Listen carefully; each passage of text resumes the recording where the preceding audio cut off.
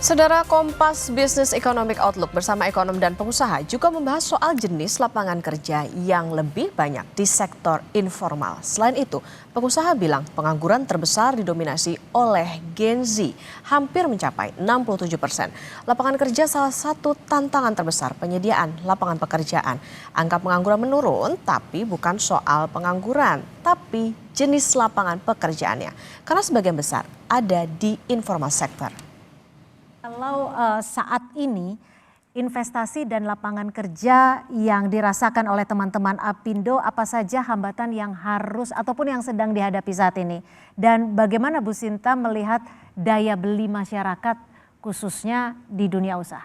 Ya, mungkin ini salah satu yang selalu kita gaungkan ya mengenai lapangan pekerjaan. Karena salah satu tantangan terbesar hari ini adalah penyediaan daripada lapangan pekerjaan. Kenapa saya katakan itu? Kalau kita lihat sebenarnya angka pengangguran terbuka kita itu menurun. Tapi yang jadi masalah ini bukan hanya soal pengangguran. Karena kalau pengangguran itu kan orang bekerja di Indonesia setiap satu jam seminggu itu sudah dianggap pekerja. Ya. Jadi masalahnya ini bukan lapangan pekerjaannya saja, tapi juga lapangan pekerjaan jenis apa. Karena yang sekarang sebagian besar itu ada di informal sector, hampir 59%, 60%. Jadi semua ini karena tidak cukup lapangan pekerjaan di industri, dia masuk ke informal sector. Makanya kita banyak gig workers, ya kan, yang kerja Gojek, kemudian UMKM kita juga naik terus gitu kan. Nah ini di sini kita melihat ini permasalahan utama jenis pekerjaannya. Jadi lapangan pekerja yang layak kita sebutnya.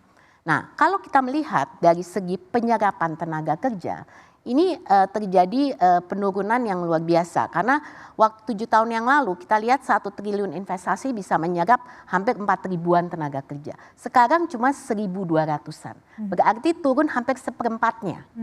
Ya kan? Nah, ini berarti kalau kita sebutkan ini kan penyerapannya jadi menurun. Yeah. On top of that, kita melihat dengan era digitalisasi, otomatisasi, penyerapannya lebih rendah lagi.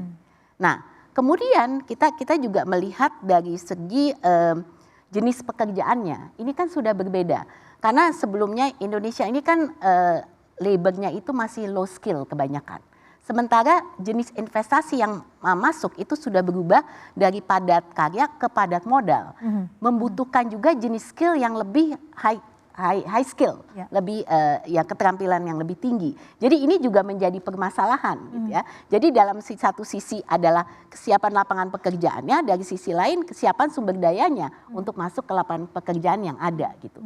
Jadi ini menjadi kendala, dan ini yang saya paling khawatirkan sekarang adalah pengangguran terbesar itu ternyata ada di Gen Z, hampir 67%. Ini yang harus jadi perhatian kita bersama gitu.